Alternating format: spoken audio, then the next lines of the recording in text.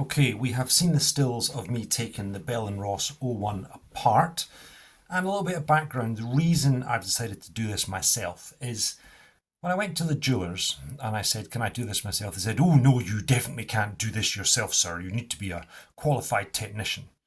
So we can see I took it apart quite easily. I was very careful with it. I don't have any gloves, I've just got clean hands. We can see the back movement there. So I'm going to put it back together. So there's the old battery. And here is the new battery. Hopefully it is the same. It looks the same. I did ask the guy for the same number in the shop.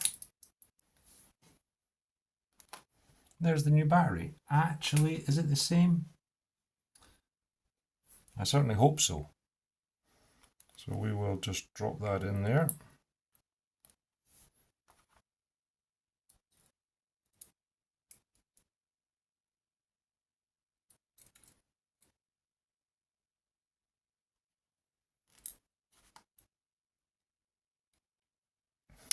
Okay, so the battery's in. We pushed in this and we can see that it's ticking away nicely. So we'll pop that back out. Clean hands. We've got two O-rings to put on. We'll pop the inner O-ring on.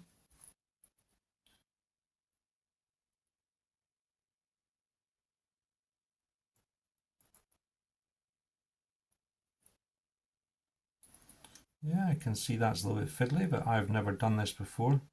But one of the reasons I wanted to do this myself is, why do you have to take it to a jeweler for them to send it away, charge you 150 or 200 pounds to take it apart and put it back together and say, well, you know, it's because of your warranty, it's because of this reason and this other reason. And I thought to myself, I just don't agree with that. It's my watch, I can do with it what I will. So step one is going to be to replace that on there like so. Now,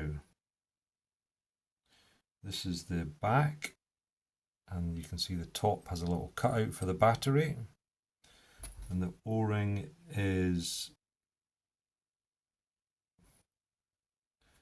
not quite in the right spot. So there's the O-ring in the right spot. Now we have these little tiny things here, and they seat the watch face.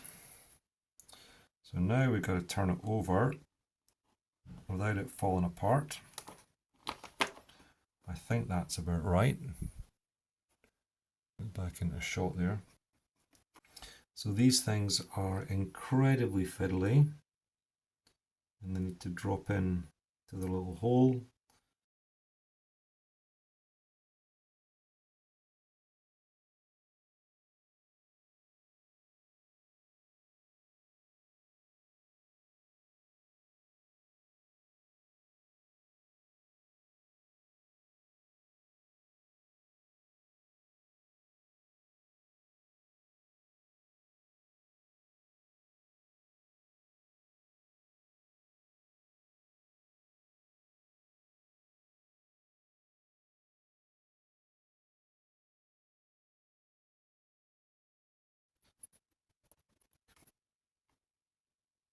But now that's together,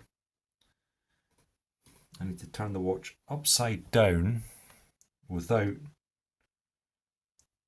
losing all the stuff I've put together. And I'm not quite sure how that'll happen, because as soon as I turn this upside down, they're going to fall out.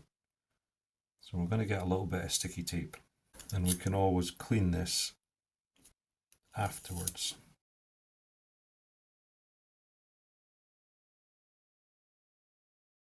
Carefully, without losing anything together. This was when I realised if I had sellotaped the front of the watch completely before I'd started, all I would have had to have done is undo the 4 screws in the back, change the battery and put it back together. It would have taken me 10 minutes. Now I don't know if this is in sufficiently, but I want to check before we screw it all the way down.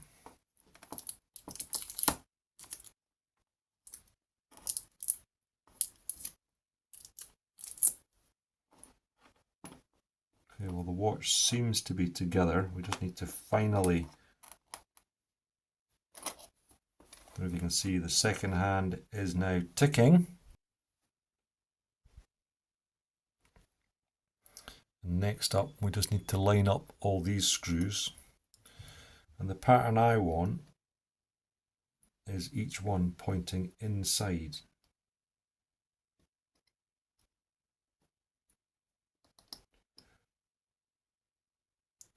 So I've made a mistake with this one because it's on a square lug.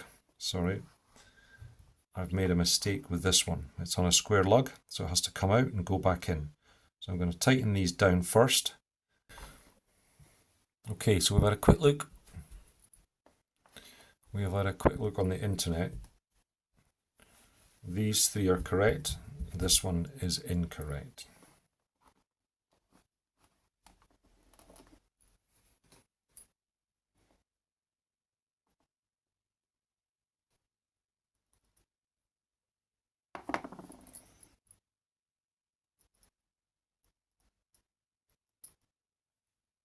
There we go. So now I'm just going to try and pick it up. Now it's correct. I'm going to just pick it up with my finger. No, we're going to put a bit of tape back on it because it will be a real pain.